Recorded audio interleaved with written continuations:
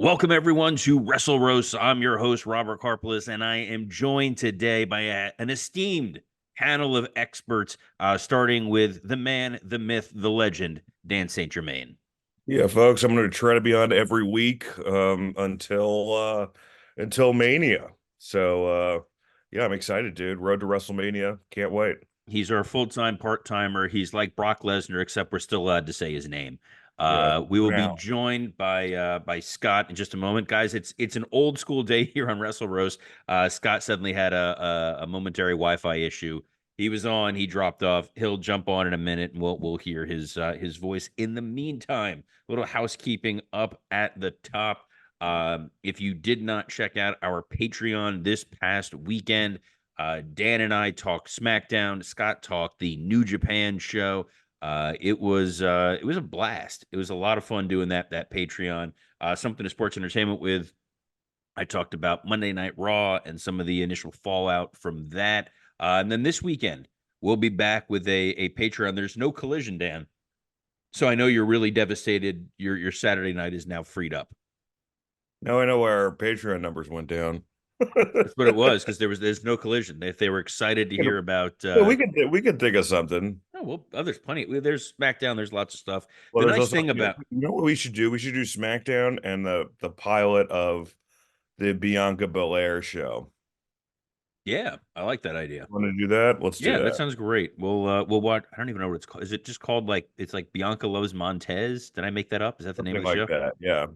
Yeah. I don't know. I mean, I like Bianca. I like Montez. I'm curious to see how they are in like quasi shoot reality show. Yeah. Well, take the shoot out of it, but yeah. Well, I mean, enough where it's like they're So trying to play themselves. let's not talk about wrestling marriages and shoot this week. Am I right? Ooh, we'll save Scott's high spot for later. Uh, Um, yes. Oh, speaking of which, is Scott back or did he just freeze again? Oh, he, no, I'm here.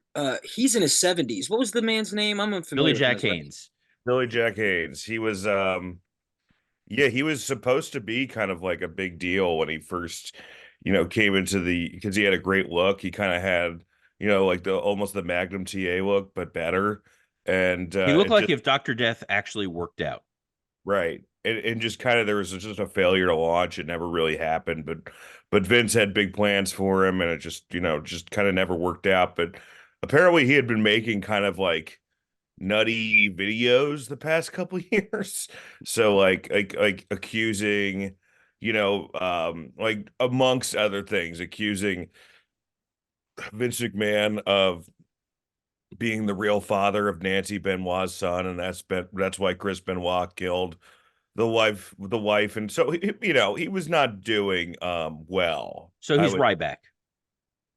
Yeah, he's Ryback, but like in a weird way, you felt sorry for him more because you're like, all right, well, I think this guy's got CTE, and it felt Yeah, like but he also had a wife to kill.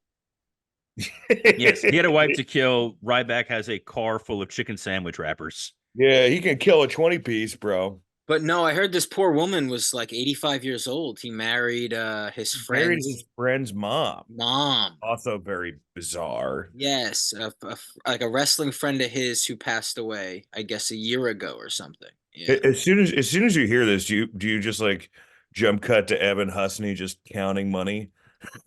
Just like Yes, smelling money. finally. Yes, and I feel like if Vince would have known that Billy Jack Haynes had a predilection to kill his wife, he would have pushed him earlier. They would have had something in common. Yeah. We miss you, Vince. Miss you every day. Java, why weren't you there to call 2 hours after it happened? Come on, man. If Billy Jack had a cell phone that he was able to afford, he could have texted him, let him know where the dogs are. But again, But talk about white privilege. There was like a standoff for 2 hours and they brought him in peacefully. what was he doing for 2 hours? Are you just like it's over? Are you just like are He you just was waiting? Is he an going to kill himself or come I out? don't know. I bet you, my guess would be, and this is all allegedly, this is all, not that I think Billy Jack Haynes is going to sue this It's all podcast. rumor and innuendo. Rumor and Joking. innuendo. No, he. Yeah, yeah. Most likely he was threatening to kill himself, and that's what the standoff was. If he was like shooting at him, I can't imagine them not, opening fire for 2 hours. And I guess from their perspective, it's more just like they don't want to have to clean up the mess. Is that why they're pretending to negotiate? Like, we don't want you to kill yourself. We got to mop this up after because they got him. I don't get the. I don't know Maybe somebody was like a big AWA fan. I don't know. exactly. It was Greg Gagne was the negotiator. But But we got always sad when that shit happens is, you know, yes. for her, We for her. well yeah we don't condone murder here on Wrestle Roasts. By the way, I think Teddy Hart's back in jail. I saw something anecdotally about that. I didn't read into specifically what Isn't it there a was. site? Let me check right now. Is Teddy There's a Hart back? website of is Teddy Hart in jail. So we're doing the Lord's work here. By the way, guys, Oh, just he's got real no. I don't know. No, the last thing I see was from July. So, um, I don't know, but maybe you saw some, maybe you know something that we I don't know, don't. maybe I saw something, but here's the deal, guys. We're recording a little different than we normally do. We're recording this Thursday morning, as opposed to usually Thursday late in the day. So if something, which means definitively something catastrophic and insane is going to happen in wrestling after we 100%. record this show, I don't know what it's going to be. That we're going to find out Triple H was an illegal immigrant. He's been deported. But something wacky and stupid will probably happen, and if so, that'll make the show immediately outdated. And then we'll have to like come on later, and Zach will have to, put on there like, oh, by the way, breaking news. Ari Emanuel is Billy Jack Haynes' wife. I Yeah, don't fucking know. I love it. Scott and I are drinking coffee. This is nice. This I'm is sure they're hoping Vince was somehow involved just to get him jettison him even faster. is it me or has that gotten quiet? Like there has not been a lot of There just like hasn't been a news story yet. There will be. I mean, I imagine this is just going to be, it's going to be kind of like for like a year or two. It's kind of going to be like, like I guess without anything to compare it to the Trump or Weinstein story, where it'll just more details will keep coming out, and you know, probably more horrifying details will keep coming out. and like And literally the only thing we saw was what you sent about Nails. Dan's new yeah, favorite folk hero, Nails. dude, he's scarier as an old man. I don't know if you've seen pictures of him, but he looks terrifying. Well, he always looked scary. Now he has like guy living in a cave vibes. He grew into his sunken eyes. I'll say that much for Nails with a Z. No, that was the picture of Brock's daughter, Dan. Yeah, just the rest of him sunk. Is so we're gonna talk Dynamite or Dub. We'll do high spot, low spot, but we're gonna start off here, guys. Like it's still the road to WrestleMania. There's still a lot of weird moving parts. We know definitively since we last spoke, it's gonna be Cody and Roman for probably night 2 of Mania as the main event.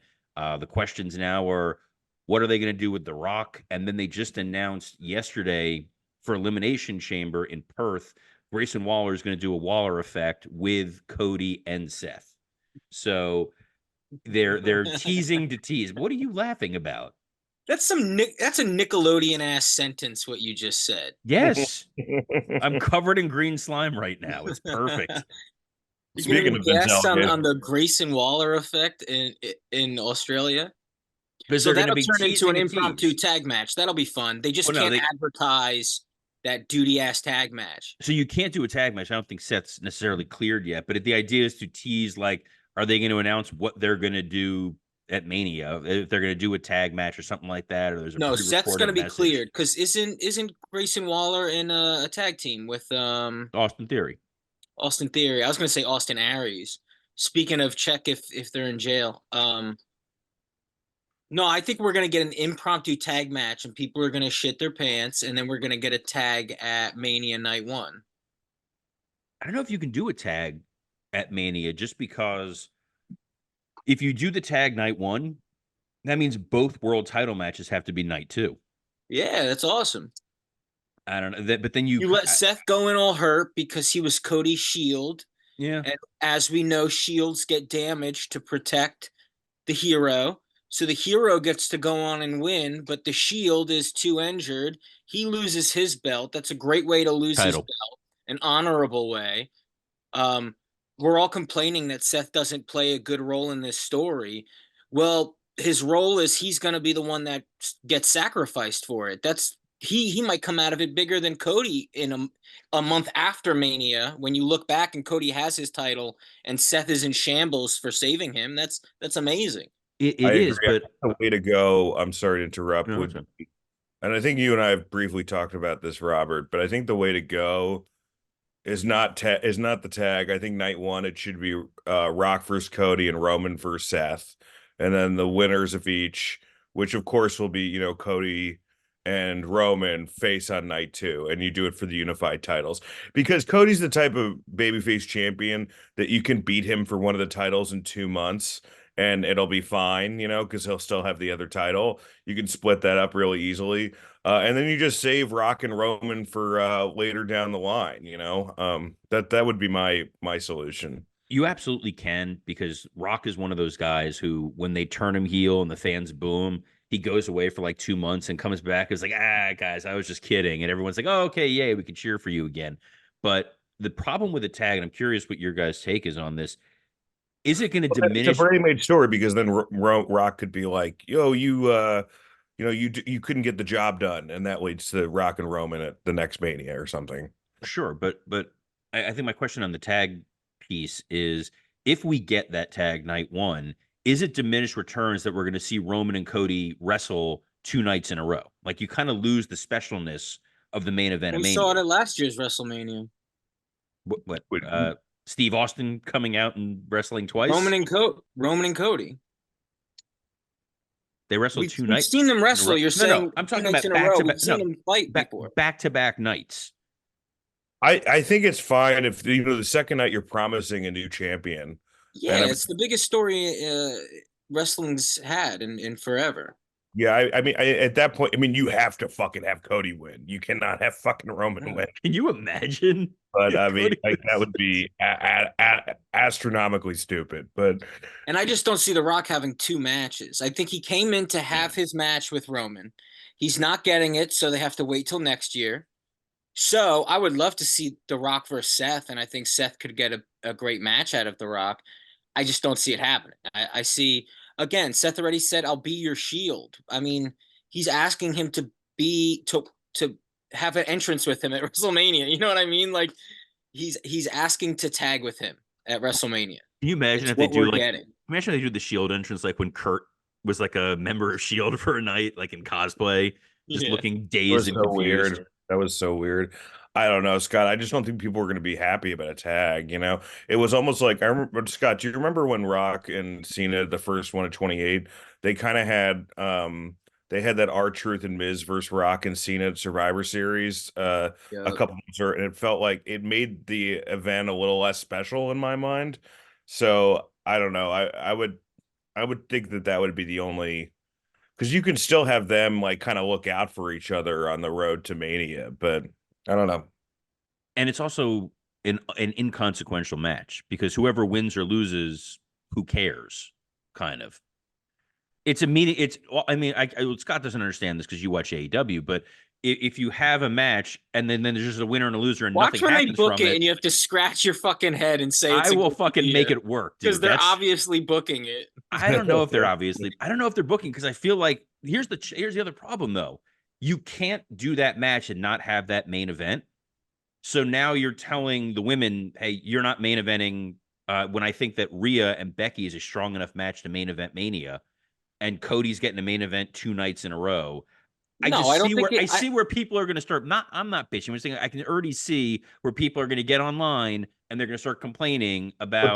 that's the situation they've gotten themselves in. Like it doesn't matter. Like people are going to bitch no matter what. There's too many Yes, good options for people not to bitch.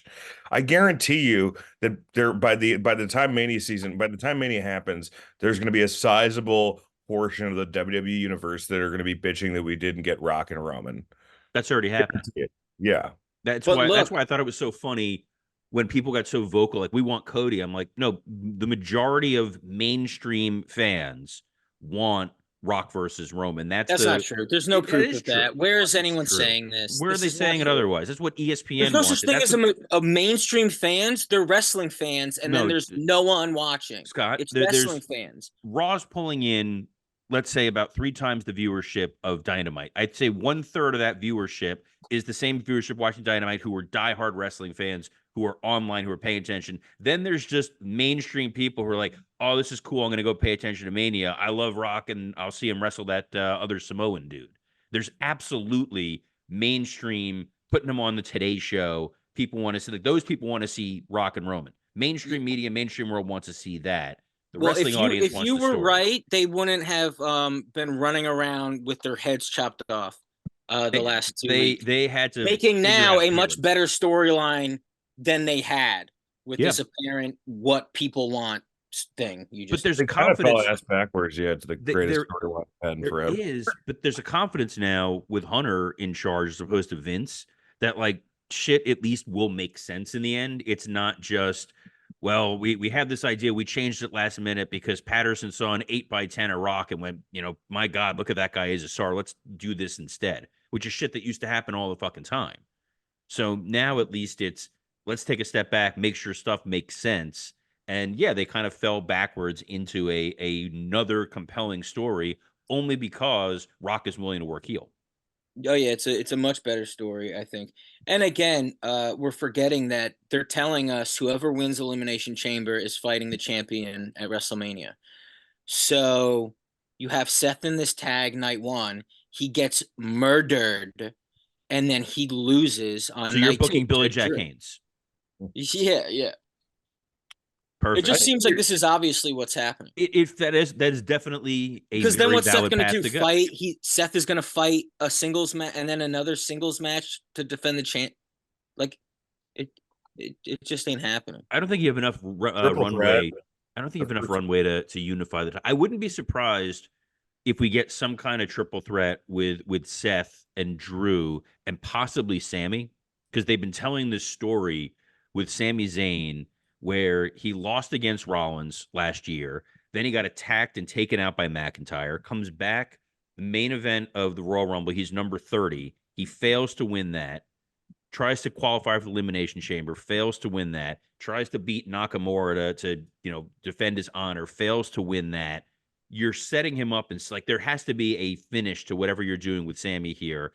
Maybe it is to do a triple threat to possibly try to mask the fact that if Seth's not 100%. It's yeah, I'm just trying to find a way to like get the title off of Seth before Mania.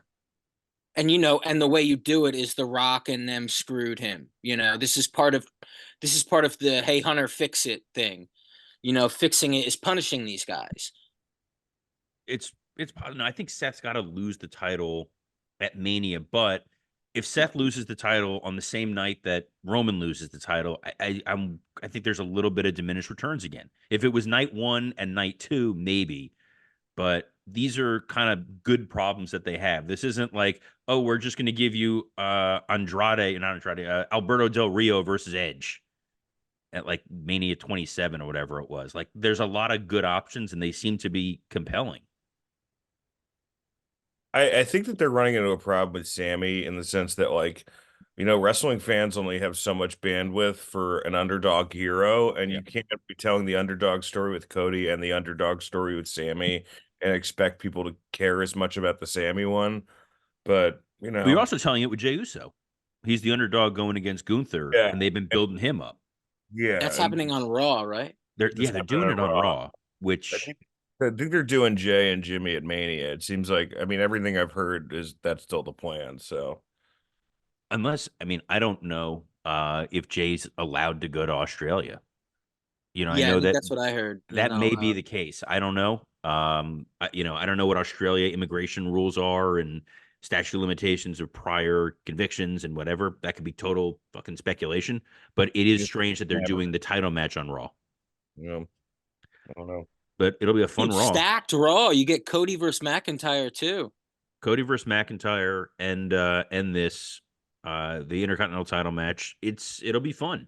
They're putting together compelling matches, and they're doing the best they can with Drew right now. I really think Drew he had to have resigned. That you wouldn't put this much steam behind a guy if he hasn't So they, re-signed a they just contract. started they advertised him for Italy, so people think that he resigned. I saw that too. But he's Aren't an you friends with example of him? Can you ask? kayfabe. Kayfabe Dan. God Call damn him it. right now. God damn it, Dan. No, I know nothing. I'm hoping, Come hypothetically, on. theoretically, that Drew Live has up to the name. Live up to your other podcast name and give us some fucking juice. I know I, other people do they pitch the idea and I want to get behind it and I can't at all. They're like, Drew at All In. I'm like, I don't give a shit. I've seen Drew in his where he's from in front of a bunch of people, you know? yeah, I don't need It to see Drew at seems all. like the only person that would move. I mean, we'll get to it in Dynamite. The only person that would move the needle in AEW is Cody. Yeah, That's we'll get to Yeah, that was Dynamite, obvious. but He got a pop last night. well, we'll get to that in a minute here. But I want to tie a bow on the Mania thing. By the way, only Scott is used to this, but fucking Elimination Chamber is at 5 o'clock in the morning Eastern. Are you guys getting up for this show? I mean, if we're doing a Patreon, I guess I am. You're It's gonna on have a to watch it Saturday. live. It's Saturday. It's next Saturday, the 24th, at 5 o'clock in the morning Eastern, because it's in Australia, which is like a third world country. Oh, Oh shit. I geez. have Yeah, people I'd wake up for it, maybe make some breakfast, maybe walk to the deli super early. get a bacon, egg, and cheese. Yeah, grab the paper, you know. Yeah. Is the deli open that early? They open like 5:30, but you know, you can miss the first hour. I No, because can't that'll get be the new. first chamber. Oh, you think so? You have to open with one of the chambers because you got to set it up and put. You don't want to do back to back chambers, and there's only like 4 matches on the show, and I'm guessing Rhea's got a main event. And she's Really? fighting Naya. Naya, yeah, they can't put Naya in a pod. Yeah, I don't think you They'll could do do like that. a Hogan slam. They'll act like nobody's ever done it before. You can't headline with Nia Jax, man. It's tough to not headline with Rhea in her home country. They Yeah. should pick And And the also, I also, don't know if you've seen this, but and not Vince would have cared. I don't think Triple H cares, but the stat that like Sasha Banks has main evented every like woman's main event was Sasha Banks or some shit. You know, that like closed out a pay-per-view. Sasha was involved in it, and so maybe they're trying to get her. crew, right? Mania 35. I don't know who's that. What's It's 35? Charlotte, Becky, and That Ronda. closed out the show. Oh yeah, that oh did yeah, close that out was the Charlotte. show. Yeah, Yeah. So what are we talking? dude, I don't know, but I feel like the babyface pop that Rhea's going to get, you kind of want that, and we know it's going to be Becky winning Chamber and Drew most likely winning Chamber. Do you really want to close the pay-per-view on Drew winning and pointing at the WrestleMania sign, or do you want to close it on Rhea winning? Becky comes in there, they're face to face, crowds going absolutely ape shit, and they go off the air. Both are good Yeah, they endings. should also do a thing with Dom where it's like, how did you get here? You shouldn't be allowed to be here. You have a criminal record. And he's like, I snuck in for you. Oh shit! That no, he's potentially going to be in the chamber. He's got a Oh qualifying yeah, I match. forgot about that. He Okay, comes in Rhea's pouch like a kangaroo. That would be Dude, great. Dom is the only one. I mean, I've been like getting very hyped about WrestleMania. Everyone's been doing a very good job. Even in interviews, uh, they go, "Who would you want to work with?" And they're like giving you these like really cool ideas. Dom, every time I see an interview with Dom, it's like whatever they want me to do. I show up, they hand me the paper. I go, okay, that sounds fun. Like, can we pretend, dude? he's a heel, man. He's making you hate him. Oh, Whatever. You know what? He's entertaining people he's like hating great. him. And there's just kind of like fun stuff. I'm curious what they're gonna do with Bronson Reed because Reed lost on Raw, which surprised me. He was facing Lashley. And then he tweeted out like this like sad trombone of I let down my friends and my family and I wanted to wrestle in my home country and I'm sorry, everybody. They could backdoor him, man. Oh no, that's what I think is going to happen. I think that either Lashley is going to get taken out by Karrion Cross and his group, and he won't be able to wrestle, or LA Knight's going to get taken out by AJ. He won't be in there, and you The could only put problem is Bronson in. Lashley just beat him. I mean, I saw that match. Lashley just beat him, like straight up beat him. Yeah, but it's an easy fix, Dan. You tell the story of the guy lost in an opportunity that he was going to get to compete in front of his home country. He's now got a second chance. He's revitalized. He's got, fat guy energy, and he's going to, bust through like Kool-Aid Man. Maybe. Yeah, maybe he'll have a trombone if he posted a trombone emoji. Well, no, they can get New Day behind him. If it Didn't they was used to have a Vince, trombone? dude, if Vince was still there, he would already be dancing with some sort of tambourine. 100%. No, Dan, how dare you? He would be eating a tub of Vegemite like Winnie the Pooh, just covered in just sticky goo. Honestly, some things Vince did better. I like that.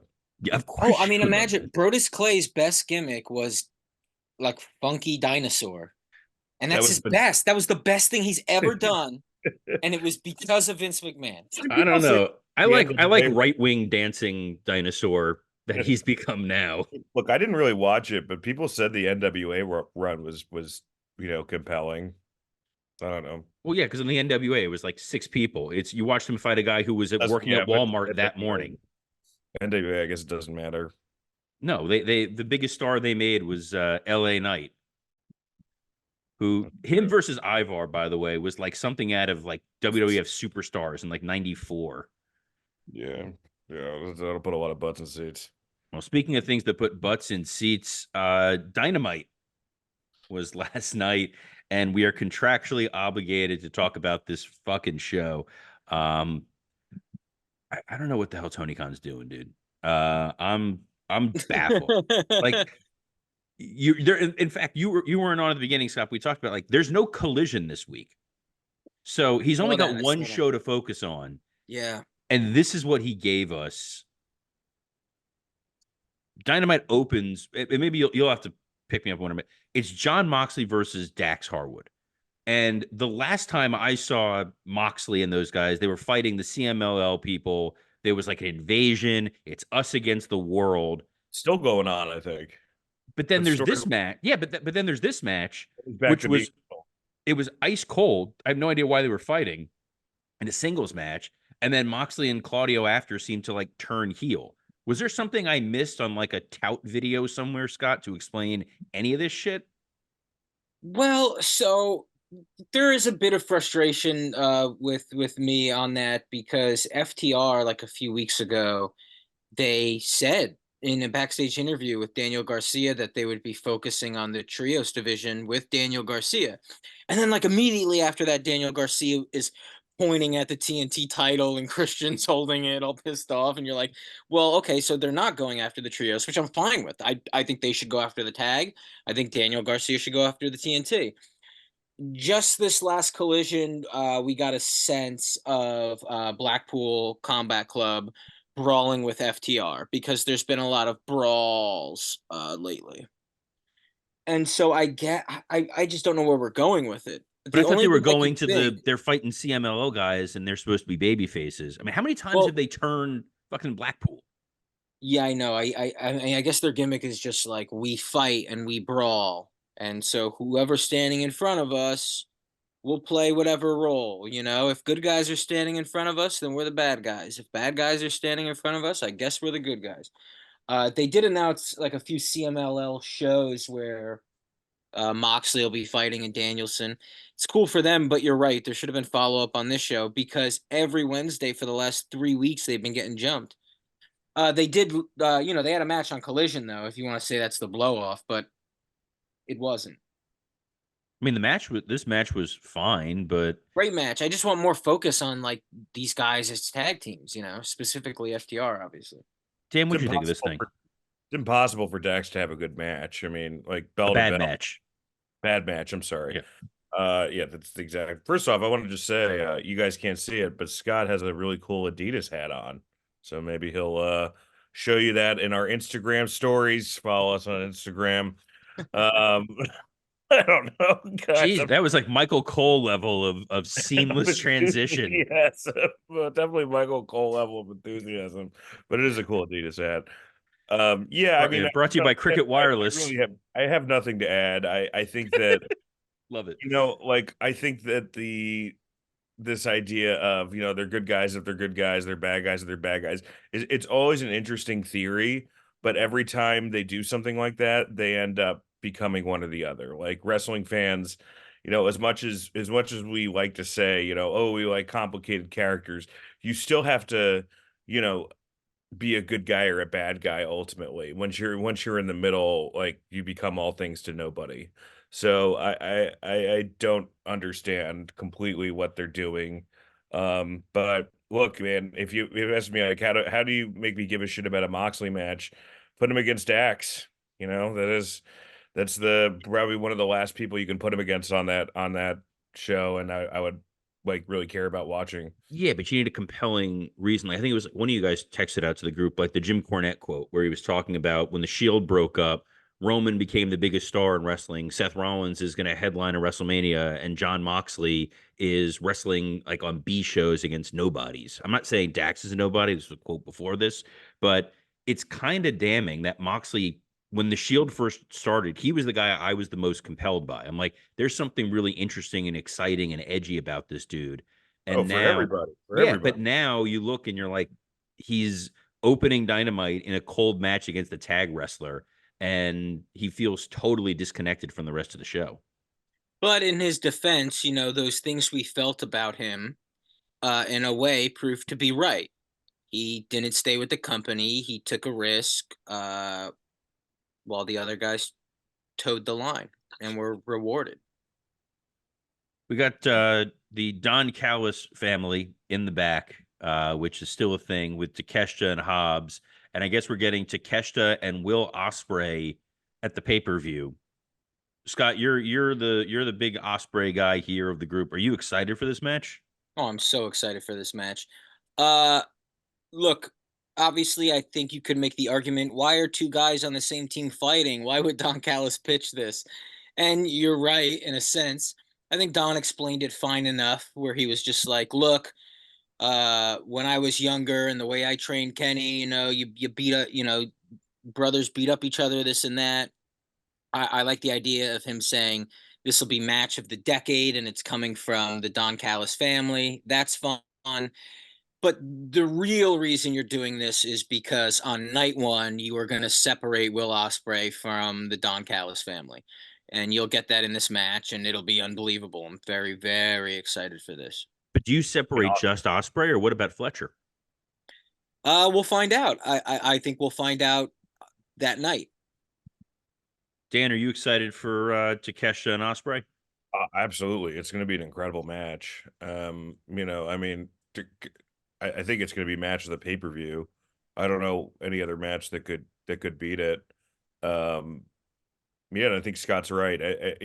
My only problem is, again, it's like the way the AEW doesn't really tell stories. We're going to have this whole thing is just going to happen in one night. Like Osprey is going to most likely beat Takeshita, and then tell Don Callis to go fuck himself or something like that, and then I guess start their feud. But we haven't really seen, we haven't seen the fractures in their relationship up to this point. Like we don't see the Bailey, EO, like people talking behind their backs, and that's I think the reason that more than anything else is why AEW has lost a lot of traction is just they don't build up the stories they want to tell.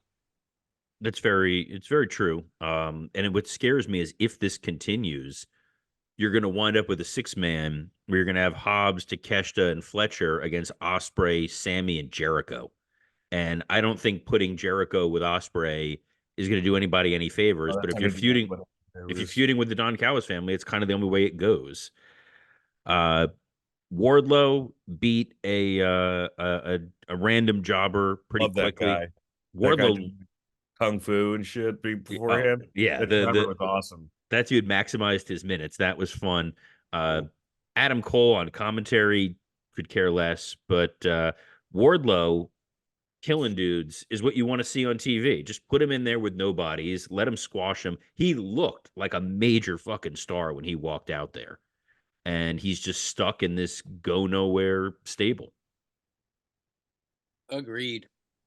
My thing is, so it's like clearly, I mean, so they're gonna do Joe and Wardlow again. We've seen that a bunch of times, right? I guess that's where we're going with this. It depends on if Joe keeps the title, Yeah. but I imagine he's gonna keep the title unless he gets hurt. I mean, it's seeing a match 100 times versus just like a random match with two guys that makes no sense. But AEW doesn't do that. Next up, Danny Garcia versus Adam Copeland. Hey, he's taking food off Adam Copeland's plate. No, yeah, this match made sense too, in terms of like the ranking, and Oh, the come TNT on. title. Jesus, this is why I hate the rankings, guys, because this is what's going to help Tony Khan justify randomly just giving you matches that are ice cold and No, don't this make wasn't random though. sense. If you watch Collision, this makes more than enough sense. Daniel Garcia is going after Christian. Edge is Okay. going after Christian. Both of them want the TNT title. Both are very close to it. Something happened tonight it made it seem that neither of them will be getting So was this a number the one match. contenders match? What? Was this a number one contenders match? Basically, yeah, yeah. Basically, there's a difference in basically and just like putting it like there's no reason not to just say these guys are wrestling in a number one contenders match so that you understand what's going on.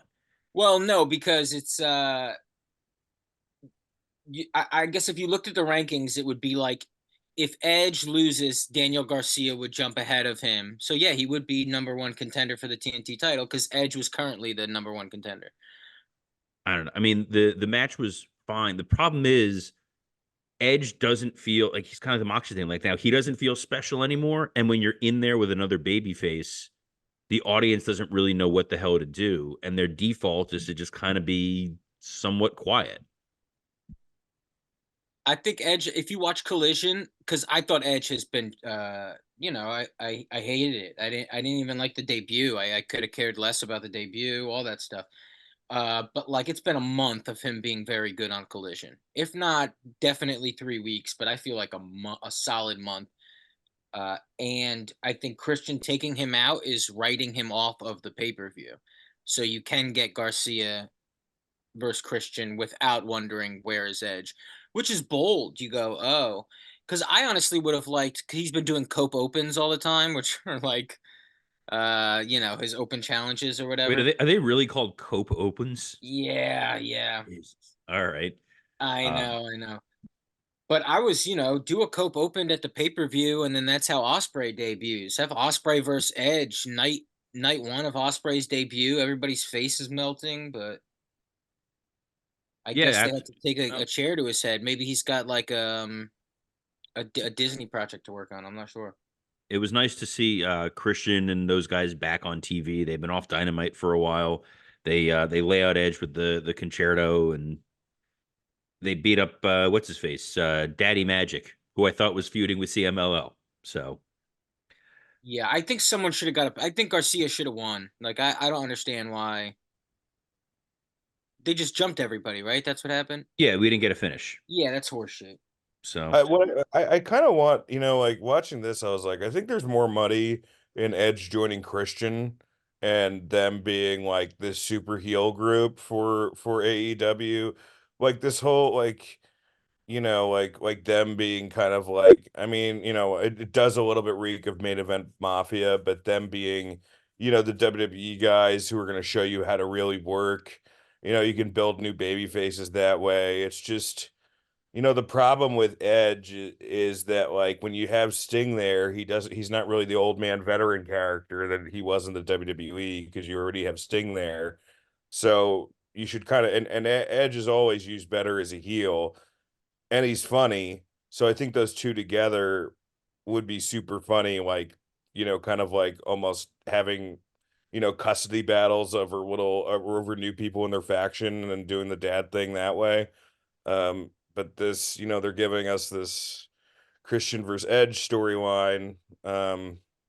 And again, we already kind of saw the blow off match, right? Which was a no holds barred match. So what do you want to do? A ladder match? A ladder match with those two? Those guys can't move like they used to. Is a steel cage match? I don't know. it's also tough to put them back together after a concerto. Like that's kind of Oh, the now you can't. right. Yeah, You've crossed the line and whatever, unless you're gonna do I don't know. they did that WWE for Like you could sure. do Christian and Luchasaurus versus Edge and Danny Garcia in a TLC match if they really wanted to do something. But is that really that compelling? I He don't. could say, "You knocked sense into me. I see the light." Because Dan is right. Edge and Yeah, Christian is heel. that's Edge the and money. Christian. I really don't know how you get there, but damn, it's where you got to be eventually. Because also, Edge is great in the ring. Christian is unbelievable in the ring.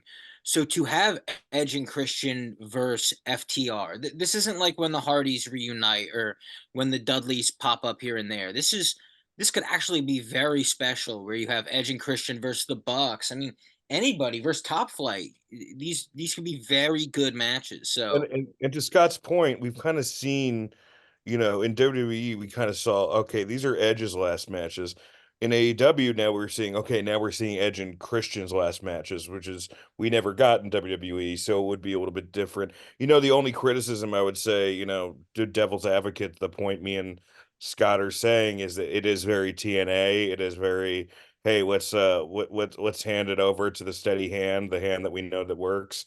But you fix that by having them lose to a lot of new guys. Edge and Christian losing to FTR would immediately get FTR back to where they need to be in the tag division, 100%.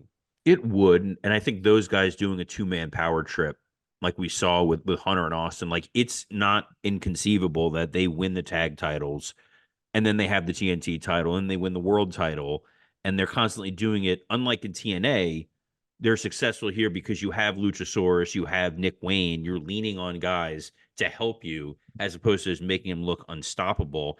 And AEW has to lean on the steady hand. When we saw it in the next segment, Samoa Joe came out there and was a breath of fresh air. Like he came out and you were like, oh, this feels like a main event superstar. Poor Samoa Joe, like having to fucking put the ranking systems on his back with every promo. Like, oh, I'm the reason the ranking system is back. I'm like, come on, dude, you're getting cheers. Don't bring that up. Like, people, Yeah. like, this is the thing. They need to kind of pivot because people were cheering him. Like, make him a baby face, He man. I took mean, the he took the shot. He has to be the tweener guy because they've already turned Swerve and yeah, but, Hangman. Joe's like kind of gotten that level of like, of almost like, like how can you boo the guy? It's like almost he's brought it almost every time he's brought in, he saves something. It's really hard yeah, for a wrestling fan to boo Joe. he feels like, and I hate to say his name, but he does. He's like a Brock Lesnar. He comes out and it's just he's just an energy, and Yeah, it's not heel or face. It's just he's there to wrestle, and of course, he's gonna hold championships because of that. And I loved this promo. I thought Swerve did an okay job. He did a good job. I thought Hangman did his thing. But I thought Joe, I mean, every time I talk about the AEW title situation, I'm always talking about how to get it off of Joe. But every time I'm watching the AEW title situation, I'm like, Samoa Joe's the best champion they've actually ever had. Yeah. And it's unfortunate that, there isn't that fire underneath the company. And that, yeah, maybe Joe, because he is, we've I think he's seen the him best in champion they've TNA and had. whatnot forever and WWE as well. It doesn't feel fresh, but he's better. He's better than everybody on the mic. I mean, in terms of making a match feel legit, he's the guy. He's got a I mean, presence. Yeah. full picture, you're right. I mean, I think Kenny's the best champion they've had. And I actually think, we forget the first Jericho run was really good. But like I think you're right, Scott. As far as like if you want to combine work rate and promo, he's probably, well, I mean, the only problem with MJF is MJF was a great promo, but it was always like, do you really want to see him as a baby face? But yeah, I don't know, you take the title off him just yet. I think you no, I think you keep the title on him, and I think that the guy to build the next feud with, and I hate to keep making it seem like we're just promoting old guys here, but Joe and Danielson is the next theoretical interesting money promo they can do, package they can do, because Danielson supposedly ending his last year as a full-time competitor. We have not seen him as a babyface world champion in AEW. Him and Joe going for the big belt for the world title is compelling. Yeah, but Danielson's lost a lot in that big spot, right? Like MJF, Moxley, it's almost better to use him. I don't know. I mean, it'll be a great match. So But if Danielson wins, let's say Danielson wins the world title from Joe, and then you've got a heated up Osprey or Hangman or Swerve or somebody to go against him. That could be the rest of your year. And what's really cool about what they've done with Hangman and Swerve is you literally recreated Brett and Shawn '97. I want to interrupt. Seamless transition. I am currently on eBay bidding for Brian Danielson's signed wrestling trunks. I am losing the bidding right now. I went up to $200. I can't go. I can't go more than Wait. What 200. trunks? What match? I think it's definitely from his AEW, like when he was the first American Dragon when he came in. It seems like that, but I'm behind already, and I think I don't know. Let me check my bid, but I'm pretty sure that I'm not in the lead anymore. Forbidden Do you Dorks, this is a call Oh, to action. If you are not a member of our Patreon, fuck it. you, I'm gonna you need increase to it. get on there so that Dan can support this new habit of buying weird wrestling shit. Well, I Because just this bought version a of Dan is signed my Eddie favorite version of Kingston. Dan, I just bought a signed Eddie Kingston action figure, but are which you is opening insane. like a wrestling cafe or something? yeah, when my wife leaves me, it'll be me, the dogs, and my signed wrestling No, truck. no, Dan, here's the problem. I will now pro bono represent your wife in the divorce just to get your wrestling memorabilia, All right. just to take it from you. Well, it joins my signed Lawrence Taylor plaque, my signed Victor Cruz football, my signed Rob Van Dam Intercontinental Championship, my signed Bub from uh Day of the Living Dead. I love autographs, guys. Nothing wrong with that. Anyway, what I was saying was Hangman and Swerve, they're doing the Sean Brett 97 thing of Hangman being like, wait, how am I not the babyface? This other guy's a piece of shit. But you know they're gonna have fantastic matches. And Hangman is so obnoxious and hateable that it just kind of works. Plus the mustache is tremendous. Like for and this is Dan World. I mean, like the mustache is insane, right? We I love love the it. mustache. Oh, it looks amazing. You know, you see a guy, you think he looks the best a guy could look for who he is, and then he goes and does something like that, and you go, "Oh, that's his final form. He could have looked like this the whole time." It's like Austin buzzing his head, you know. It's the He opposite feeling you get of looking at the Vince mustache. The Vince yes. mustache, there's cold chills that go up your body, but the Hangman one works. He looks so much like Magnum TA. I don't want him to drive to any of the buildings. Next up, we got what I thought was a brilliant little piece of business. Tony Storm in a video movie called Wet Ink, where she had her tattoo modified. And the way they shot it, the way they played this whole thing was fantastic. I thought this is great storytelling until they cut to Deonna Purrazzo, who just let the air out of the building with her negative charisma. Dude, she has no like career, you know, and I was kind of expecting after seeing Jordan Grace kill it at the Rumble, I was kind of expecting Deonna Purrazzo to like, all right, well maybe, maybe maybe AEW and WWE, and Stardom don't have all the great women's talent. And I mean, she could be a good technical wrestler, sure, but she definitely doesn't have the charisma of a Zack Sabre Jr. or Brian Danielson, as far as technical wrestling. I'm just bored to tears whenever she's cutting a promo or on the mic. Like I know we talked before comparing Tony to like the Fiend. That's not the case. She's doing everything she can to make this thing compelling. It's oh, the emotional crux is this It's still the tattoo. I'm going to problem of change it. it's still the problem of, I do think that like they're gonna really, Sasha's gonna take that title off Tony, and the women's division is going to be better for it. I do think Tony is better as that character not having a title than having the title. Very true, but I'm excited for if Sasha comes in just because I want her to call her Monette. That's where the money is. Scott, what do you think of that whole segment? Uh, yeah, I'm fine enough with it. I do like Deonna Purrazzo in the ring. I just wish, you have Sasha coming in what, it's less than a month, right? Or no, is it exactly a month? I don't know when we're doing big business, Scott.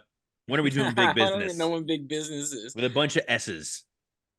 But it's like I wish when she walked in, there was a handful of women that I was excited about. And there are in my own head where I go, technically, I know Athena is great and I like Willow, et cetera, et cetera. But The new like I girl's wish great the too, right? television was presenting all of them in a way that made me go, holy shit, when she's standing in the ring, there and they could have all the other girls around the ring and I'd be so excited about what the possibilities are. I don't feel that at all. Even like, Mercedes versus Tony Storm. I'm like, I don't know. Like I like both of them. And so I don't even know if I want to see them fight. Like I want to see Mercedes versus who? Versus Brit, Paige? No. Brit. No, you want So to see it's like Brit. versus Britt Baker, really, and that's not even a great match. It's just because it feels like it makes sense. But Britt's been gone for what feels like a year, man. Yeah, Britt's kind of been like MIA. It's just I think what's going to wind up Britt happening, injured? unfortunately. Is Britt injured, or is there like just I heat? think she's injured. I don't know though. I But don't get know if she's Athena in injured. there, man. Like, what are we doing? Like you got Athena, you got Thunder Rosa, What's her you've name got is really good. Who's facing Anna Jay on Rampage? She's Queen Queen something. Aminata, Yeah, she's got Yeah, something. she's good. Lady Mariah Frost is May. good. The I thought haters was will so hate, but Lady Frost, fuck you she with your knows what Lady she's doing. Frost. By the way, wasn't Mariah May like she had like her one match and it was She's good too. I good, like but her. then we never saw another. We haven't had another match with her. She's just been like Yeah, a I know. backstage like wacky. And then I guess they mentioned something randomly like I guess the Outcast broke up When did that happen? on Probably Rampage or on something. They were Rampage and like, then a little bit you of Uncle know, Collision. we were shocked that Ruby walked out on Soraya, so I guess they're broken up. Good. And they kind of Jeez, fucking botched it with Soraya, huh? they God, really like that did. was like remember when she came into New York and we're like, holy shit, she's back from this neck injury, and now it's just like she's just somebody on the roster, you know? It's like, who cares? The Young Bucks arrived. They flew in on a private plane. They got out of a limo. They were still wearing the white blood suits from the week before, and then they wrestled Top Flight. And after the match, they put a graphic up. They had a graphic commanded up that they're the number one contenders. They tease that they're going to find Tony Schiavone. They knock him on his ass. Uh, Darby runs out for the save with a bat. He then talks about how he was homeless and he had begged for a job in AEW.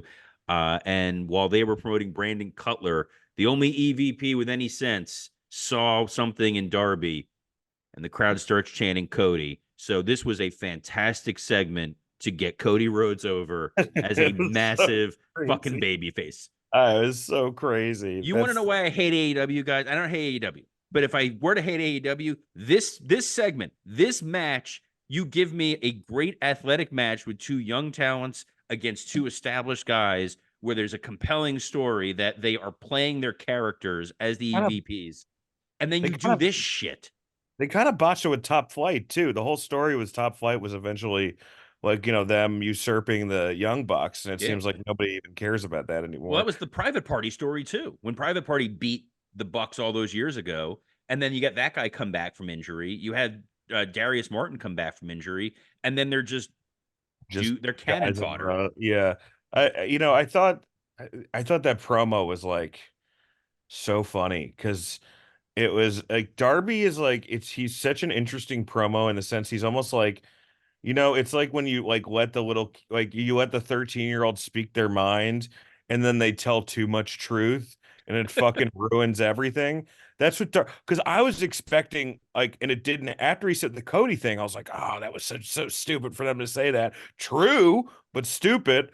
And then he went into, you guys, the only reason you signed with AEW, and I thought he was going to say was because nobody else wanted you, but instead, he kind of took like he took a right turn and said, "Oh, it's because the schedule and stuff like that." So he didn't make. But that's always what I'm expecting with Darby. Like Darby's like it's like he knows he's not like particularly charismatic and can't cut like an MJF type promo. So instead, he's just gonna like tell the truth. It's like the version of Drew in WWE now, but he's a baby face, so it's like really weird and doesn't work.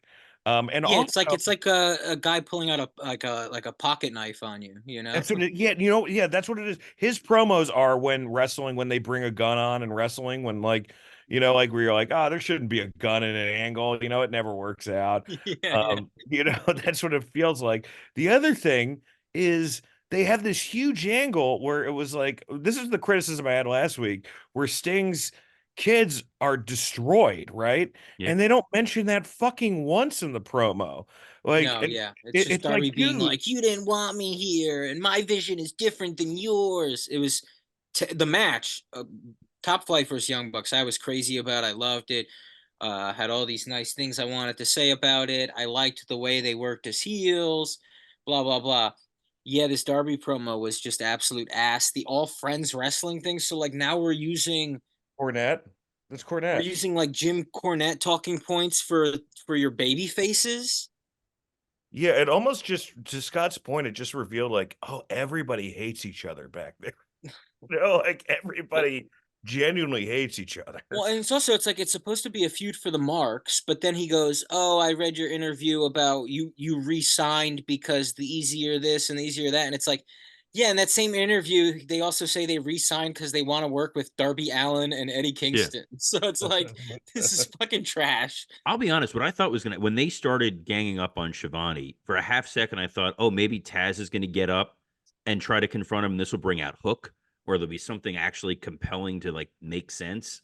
Feuding with Shivani is weird heat for them. Or I thought maybe they were gonna fire Shivani on air and do like the Shivani gets to come back and call the last match, like shit we used to see with Jim Ross. Oh, that would be fun. Shivani comes back to call Sting's last, Calls the call Sting's match. feud. Yeah, Yeah, like that's it's like cute. that's where I thought this was all going, and Only instead been we got gone for a this like few weeks though. quasi shoot promo. And Dan, you're right. There's no place for guns in wrestling. Next up, the Bang Bang Scissor Gang Oh in wait, a I do want to promo. acknowledge Oh, though that Edge on Collision and Eddie Kingston on Collision in two separate promos acknowledged the Young Bucks attacking Sting. Like they had their promos and then in the middle of them would be like, "Oh, by the way, I saw what happened on Dynamite, Bucks, that's fucked up and you're going to get what's coming to you." And then they like went back into their promo. I like that. On two separate, occasions I throughout don't the night. understand why did you beat up the Suns if you're just not going back to it? Like I that should yeah, be I the big agree. I agree. thing. Like don't get me wrong, like they've also like there's been times in wrestling where they fucked that up. Do you remember when Lashley and Goldberg had that SummerSlam match and then like Lashley like attacked Goldberg's son, but it was like accidental, so you understand why he did it. And then Goldberg is like, "I'm gonna kill you," and we're like, "Okay, this sucks too."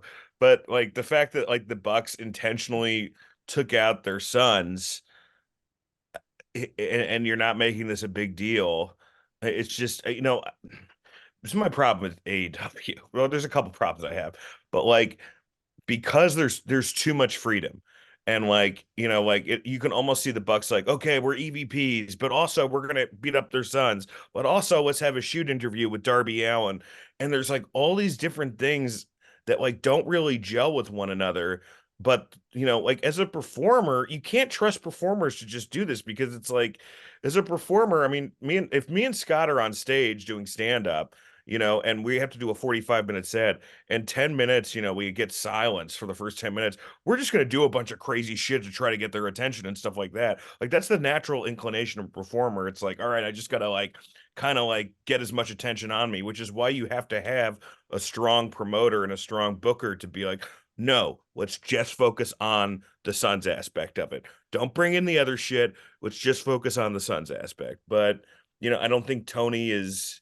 It's like this is the same guy who booked a death match, a Texas death match with an ancillary, member of a oh, faction. we'll get to that in a At minute. the But end of the Oh, show. what's funny about this, Dan, is like if he had writers, if I was in that room and he's like, here's what happened, I would have said, you had executive vice presidents who beat up civilians. You are the face of the company and you just let them do that without any consequences. Like there's no like you're opening yourself up in theory to lawsuits because these guys are not wrestlers. They got beat up. There's no consequences. There's no nothing. It should have been a big build that like the Young Bucks are going to go out there and they're going to apologize for what they did and they're going to say, look, we caught up in the heat of the moment. We're terribly sorry. In fact, I'm finding myself $1, and Nick gives $1 to Matt, and Matt gives $1 to Nick, and Darby's like, this is fucking bullshit, and he comes out. At least it makes sense that like Tony, as the guy who's on television as the owner of the company, being like, my EVPs beat up some guy's sons who are not wrestlers. This aggression will not stand, I man. don't know if you want Tony on You stage, don't put but him on stage, but you make an announcement. He go, he's all about his Twitter, no, instead they're something. wearing like, and then they're doing the EVP characters, but they're wearing the bloody suits. And you're like, well, the bloody suit thing is cool, but that's like for another character. Like that should be Takeshita after he beats up Jericho. Like Yeah. it shouldn't be that your EVP characters are supposed to be like these professional, these guys like, smirk tongue in cheek, but we're actually assholes character. But you're wearing blood on your suits, which is more of like a badass heel character. Again, it's just they just throw a bunch. like, the Bucks are kind of annoying about. I think I won't say this about the Bucks matches because I think the Bucks matches are very good, despite like what Cornette and everybody else thinks. But like as far as their promo and their characters, because they haven't been in WWE, like they're like, all right, like they're just used to like PWG shows where you do everything that one night, So like almost like if you look at their segment, it's everything in that segment, not realizing, dude, you still have a fucking month worth of stories to tell. But don't worry, Dan. I guarantee the one thing they will follow up on is next week we will get Brandon Cutler versus Darby Allin. I guarantee you we will get their friend wrestling in a match on TV. I hope we get like American Dragon Brandon Cutler when he first came in and he was like wearing the Oh God, remember the that? Dungeons and Dragons Brandon Cutler. Dungeons and Dragons American. Yeah. I think they should just give him Danielson's gimmick. I think that'd be really funny and just never even like mention it. Bang Bang Scissor Gang are in the back. They're having a 12-man tag. Uh, Scott, you like this gimmick. I'm sure you were happy about seeing them on there, but it's weird that Jay White went from top heel in the company going up against MJF to wacky let me up segment. Well, no, I mean you're right. I do think obviously this group has potential. I think the breakup will be fun, and I think it's necessary. I think all guys will come out of this bigger than they were. But right now, I mean, especially you don't even have Collision this week, so they're cutting a promo for a match on Rampage. Just don't even have them on this week. I thought last week they did a terrible job of kind of going out there and presenting who they are, and this week was just more of the same. Next up Yeah. at 9:30, because you can't make this shit up, we got Willow Nightingale versus Sky Blue. Willow accompanied by Stokely Hathaway. Nice to see him back on TV. And Willow, the babyface, beats Sky Blue, the possessed demon spawn, because Stokely distracts the referee.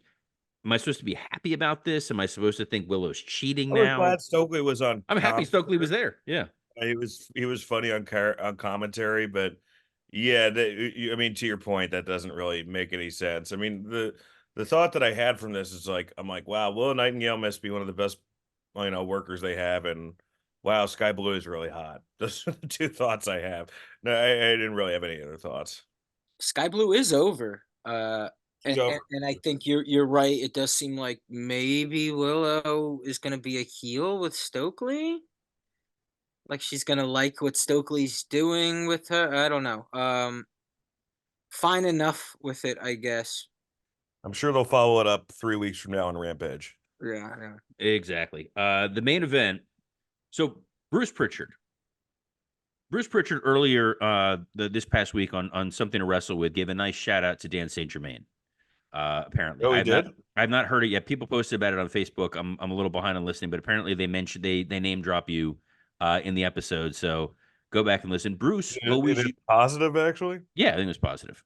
Bruce used to say this bullshit thing of the main event is not necessarily the last match of the night. And I'm like, no, fuck you. The main event is the last match of the night. It's the most important match of the night. Tony Khan has now proven Bruce Pritchard's theory that just because it's the last match of the night, sure as fuck ain't the main event.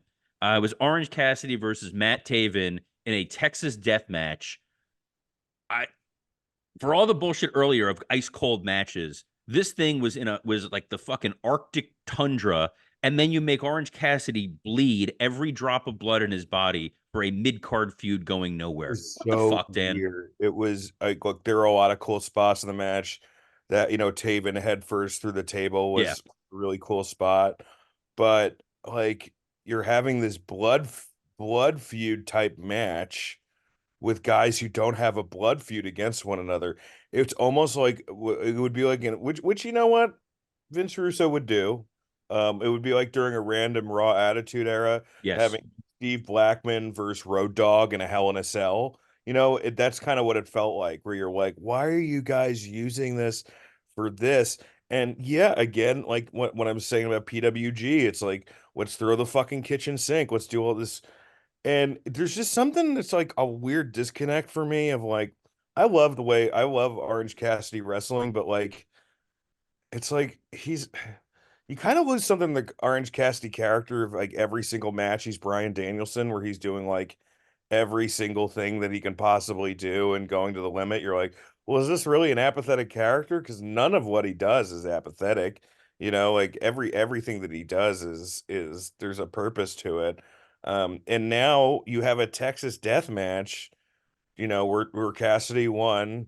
And by the way, they botched that ending. The Yeah. ending of it, like, like it was kind of all over the place as far as like entrances and run-ins and, like I knew what they were trying to do, but they didn't do it. And I think partially that was the camera's fault and commentary's fault, where they should have like, been cutting back and forth between the 10 count and Roderick coming in, but instead you just had this wide shot where you saw everything. You saw Orange, Roderick, and Matt Taven on the ground.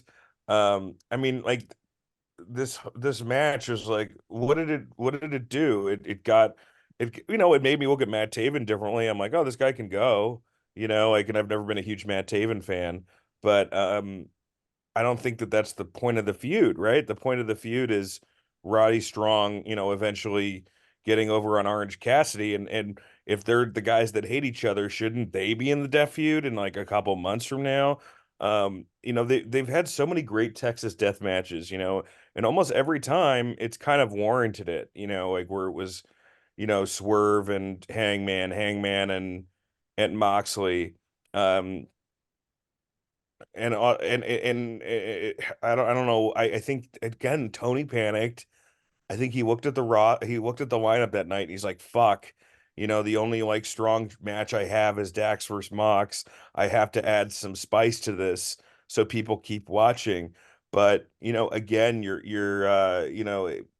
cutting off your arm to save your finger. It doesn't make it doesn't make any sense. You're kind of getting into the, you're getting into the raw, you're just getting into territory where yeah, man. I don't know. What's so It's weird about it is this is your main event, and the idea is there's no rules, there's no whatever. You know that Wardlow is there. You know that Adam Cole is there. This is supposedly this nefarious, evil, sinister group that has destroyed everybody, ran MJF out of the business. Wardlow's nowhere to be seen. They're outnumbering these guys, and they still wind up like looking like idiots and losing. It was three members of this United Kingdom or whatever, Undisputed Kingdom, and they get bested by Orange Cassidy and Trent, with the story being that Trent and Orange Cassidy are kind of, there's a schism between the two of them. And you literally redid what we saw with Trick Williams and Carmelo Hayes in NXT, and the I move you out of the way and I take the bullet for you to show that I'm really on your side when ultimately I'm going to betray you. It didn't make anybody look good. I feel like Roderick Strong looked like a goof. The Devil's crew looked stupid. There's a disconnect because Wardlow is not part of them, and Adam Cole was not out there directing traffic. And yeah, I saw a quote epic match that should have been reserved for Roderick Strong. It's just across the board baffling. Scott, No, yeah, I agree with you guys. The match itself, a lot of cool moments, a lot of oh my goodness moments. Why is it a Texas death match? because they're in Texas. Especially when Roderick Strong is the guy that Orange is facing at the pay-per-view. Orange Cassidy defended the title on Collision against Ishii. Again, he defended the title. This title that we've already established he is defending at the pay-per-view. So why are you defending it up until that point? Whatever. Uh Match was fun. You can't be doing this when you have a pay-per-view match already announced with a guy, because again, now what's that match going to be? It has to be bigger than a Texas death match, or why are you giving it to us? Because none of us really want it in the first place, and I feel like it's had the longest build of all the damn matches on the card. It was ever since World's End. That week they came out on Dynamite and they established what titles they were going for. And the only one that they're actually going for right now is this. It's Roderick Strong and Orange Cassidy. That was a month ago. And now we're still going to have to wait a few more weeks to get this match that we don't want, because we got something that's like technically more appealing last night and it Yeah. wasn't that appealing. None of it is very appealing because undisputed whatever the hell, they're no good. They're not good for TV. And you're making it worse by making them actually make no sense. I've heard Matt Taven is great. I've seen him wrestle a few times live. I thought he was great. I thought he was great last night. I think it's irrelevant because the feud is with Roderick Strong, and you just had what people were saying Swerve and Hangman should have been their blow-off feud. You're having on a Dynamite against two guys that aren't even really feuding. What was It's like worse you're is fighting a guy's fucking manager. I mean, Orange clearly cut himself worse than I think he intended to, and there was Oh, so and that much was blood that brutal it too. became So distracting. again, that was that other moment of like, oh no, this guy is suffering so much, and you know he's not going to suffer like that in the Roderick match. And I don't want to see them have a cage match. I don't need them to set up a cage for an Orange Cassidy Roderick Strong match. No, you do something brutal and decisive like the Mimosa match. Yeah, it's going to be like a Zero Friends match or something. Yeah, get Trent's mom to come out there with the van again. Really make this thing a blood feud. All right, enough Dynamite or dud. Let's get to some high spots and low spots here because man, trying to get through Dynamite. It's interesting. It's fun to look at and talk about, but you got to wonder what the hell they're doing. Dan, what are your high spots and low spots for the week? Well, I think my high spot is Universal, and that is QT Marshall is back in AEW. That's right, folks. He's back on the booking committee, and I think it's only a matter of time before we're seeing QTV, especially now that Punk is gone. QT is going to weasel himself back into a prominent position on that card. Um, I mean, low spot. There's always a low spot when a wrestler kills his fucking wife, right? I mean, that's pretty fucking I like rough. how you Uh, added right at the end of that. Like right? it's No, always I wrong mean, when they kill their wife, right? no, I mean it's just like it's never like it just seems like the last the last couple months it seems like usually it's either bad or good news happens for wrestling, and instead we've had all the news, like good news, bad news, good news, bad news. Um, and when you see something like that, it's a further black eye on, kind of a business that you love. So, um, yeah. Scott, My high spot is going to be that New Japan show this last weekend, New Beginning in Osaka. The final two matches. Oh boy, you had Zack Sabre Jr. versus Bryan Danielson. In as of right now, match of the year for who sure. won? Zack Sabre Jr. beat Danielson. Clean? And yeah, they're gonna strap the rocket to Zack Sabre. It seems like now that Okada is gone, and Osprey is gone, Zack Sabre Jr. is at the very least gonna go for the title at some point this year. So they had him beat Danielson, and he called out Sonata and Naito. And then also the main event, which was a cage match, but it had like War Games rules, with United Empire versus Bullet Club War Heard it Dogs. went a People little saying, long. "What'd you say?" Heard it went a little long. That was the only. Well, you know those War Dogs matches where it's like you start off with a few minutes up top, and then every few minutes Yeah. someone else comes out, and then it really starts. But yeah, it went over an hour. I loved it though.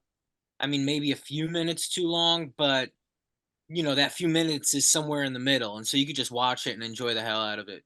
So yeah, two match of the year contenders on one show. That's definitely my high spot. My low spot is so Okada's leaving New Japan. He fought Tanahashi in his final singles match. He beat Tanahashi. They announced his final two matches. They're just like random five ways or, like 5-on-5 matches. And it doesn't seem like he's going to put anyone over on the way out. This is crazy. It's all tag matches. Kind of like that. I'm Yeah, proud of him. yeah. But Um, guys, on the way out, put people over, especially if you are the face of I mean, really not even just that company of like Japanese wrestling, and you're just like, peace, everybody. It's pretty amazing. by the way, I just realized we could get Okada Joe and they could tell the Kato story. Yeah, they can. They can. That would be peak AEW that you get this I marquee know. match, and then the crux of it is something that happens in another company 15 years ago. Just keep Okada away from the best friends Adam Cole group feud. Do not make Okada come in and stop the devil. Keep him away from.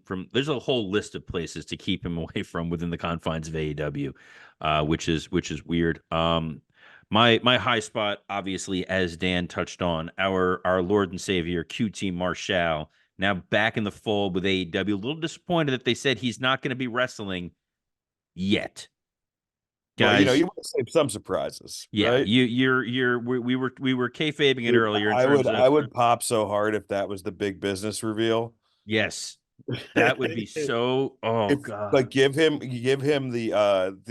the torn jean jacket Triple H wore when he came back to MSG, and have him spit water into the crowd. But it's I mean like that would be just fucking phenomenal. Pipe in the loudest crowd pop you've ever heard. Yeah. Oh, you're Cut to huge. his wife. Remember, they would cut to his wife like during COVID, and they filmed every week at Daly's place. His wife was always hanging out in the crowd, sad. She's like sitting in the corner doing her taxes or something. Like she doesn't Yeah. want to be there. By the way, how amazing is it if they do the whole Rainmaker entrance, but in the robe it's QT? Like he got the That would dripping be amazing. pyro, and, Oh, and we then love it. Yeah. he's We got love it. Yeah. QT dollars coming from the ceiling. Yeah. Do like a Shokata kind of thing with him. I would And love. dude, I'm running back. Do Big Show and QT again. Don't Texas tease Death me, Fuck it. dude. Don't threaten me with a good time. I'm there for it. My low spot of the week, the Scott D'Amore situation with TNA continues to get more demoralizing because we've been praising what TNA has been doing of late. It felt like they were kind of putting stuff together. They're making an interesting alternative. The relationship with WWE, the fact that they brought in Nick Nemeth and Mustafa Ali, and they have Dan's best friend Josh Alexander What up, Josh? and Moose, and now like D'Amore, not only is he out, this was not immediately communicated to like the talent and staff. Like some people found out like online when it got published, and then to find out like D'Amore's big, you know, problem was he kept trying to ask for more money to make it a better show, and then when they said no, he's like, I'll buy the place and make this thing better, and they're like, okay, we're just going to take you out back and shoot you. Don't So worry, Robert. Tommy Dreamer's booking now. That good. was the reveal. Dreamer, you know what? I like Dreamer. I'm friends I with know you Dreamer. do, but can He's he a book? smart Come wrestler. on, Yes, he can. man. Tommy can book. He used to book a lot of the ECW shit. Yes, he knows how to book a pretty straightforward show. It'll be just fine. It's just it sucks because there was momentum behind TNA, and every time there's momentum with TNA, they like Guarantee pull you, the two rug out from under them. ECW originals are going to be on TV, and Tommy's going to be crying. Oh, Tommy will absolutely cry. That's a given. But I don't know what ECW originals are like around and can be on camera. RVD, I guess you can just Yeah, but shuffle. Rob's doing. I mean, he's been doing AEW of late. Yeah, He's he's a doing higher. Dynamite next week. He is. Yeah, he's in a Dude, triple this match, triple tag. I'm very confused about this match. I'm going to try to remember it. It is Samoa Joe Heard of him. and Swerve Okay. and Brian Cage Okay. versus Rob Van Dam, Hmm. Hangman Adam Page, and Hook. I got nothing. Yeah, it's a little. When you look at it, you get a little confused, but it'll be a great match. Well, it's Oh, just like heels that should be baby faces and baby faces that should be heels dynamic. to that end, Yeah, that's what did it I is. did I hallucinate this, or did they say on Rampage it was Jeff Hardy versus Sammy Guevara? Yeah, they're having. Ooh, okay, that'll be my low spot. So, ready? Jeff Hold on, Hardy. is this a Spoiler Rampage alert. spoiler just for the one person who Yes. watches Rampage and is Sammy concerned? Guevara versus Jeff Hardy. Sammy Guevara does like a shooting star press, knees Jeff Hardy in the head. Jeff Hardy gets knocked out. They have to stop the match. Jesus Oh my Christ! God. Yeah. Is that his receipt for like almost dying in that Matt Hardy match? I got no clue. Did all we right. ever find out whether or not that Rebby Matt Hardy thing was a work when I she think was it's a work because they've been talking about they're doing like an appearance together at a Comic-Con or something. I mean, who are they working? Their kids? Yes. Like, what are we doing? Yeah, Kids it's didn't not have on enough to talk TV. about at therapy. Like this is great. Yeah, Um, I just love it that the Hardys are like, they're like, oh yeah, you're not gonna have anything for us. we're gonna make your program actively more confusing. Like it's not even like they're not like it's not like they're like doing the CM Punk thing of like or Zack Ryder of like hijacking the show and proving like to be the internet underdog. They're just like confusing the shit out of you're like, is Jeff Hardy having a heel turn? Is Matt Hardy having a divorce? What is happening right now? Yeah, it's real life broken Matt Hardy. Yeah. But we're not broken here, guys. We're chugging along on the road to WrestleMania. Like I said, we'll be back in the Patreon this weekend. We're going to be talking SmackDown. We're going to be talking the Bianca Belair Montez Ford reality show. Scott, you Oh, didn't we hear that? will. Yeah, we're going to watch the first episode. Let's get some plugs. Dan, anything you want to plug? Sure, buddy. I'm going to be opening for Dan Soder at the Wilbur. Some tickets are still available for the late show. It should be an awesome show. Where is the Wilbur? For It's those of in us, Boston, there you go. Massachusetts. Thank you, sir. And even more importantly, guys, my special comes out March 12th. So it'll be on my YouTube channel, but it'll also be on 800 Pound Gorilla's YouTube channel. But really subscribe to my YouTube, subscribe to my Instagram. I'm putting stuff up on TikTok. I really need to get my socials up, so not to sound like Gil from The Simpsons. So do that. And yeah, man, I think we'll be a lot more active with the show the next couple months. So Oh yeah. Scott, what do you You got? could listen to my podcast, Out for Smokes, with Mike Racine and Sean McCarthy, and subscribe to this Patreon. Because yeah, we'll talk SmackDown, that Love reality show, and Collision, people. Oh wait, oh There's no no, Collision's collision, not Scott. happening. Dude, Well, sorry. the Another. SmackDown should be big. Rock and Roman and Triple H are all going to be on this week. you Yeah, got that. There's Logan Paul, Miz, and Yeah, Kevin Owens, Dom. it should be a Oh good show. wow. Okay, great. Yeah, really good So show. that'll be fun.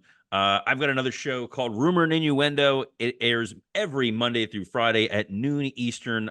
It streams on my Twitter account, WWE_Creative_ISH. We're also on YouTube, on the Ad Free Shows YouTube, on SE Oh, and Scoops. we have a YouTube now too. So you Yes, guys I was gonna.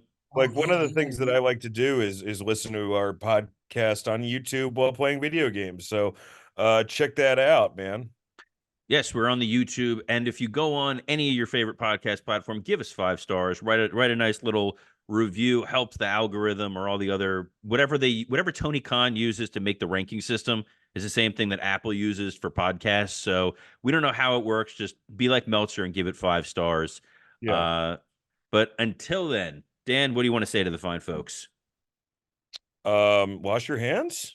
Wash your hands.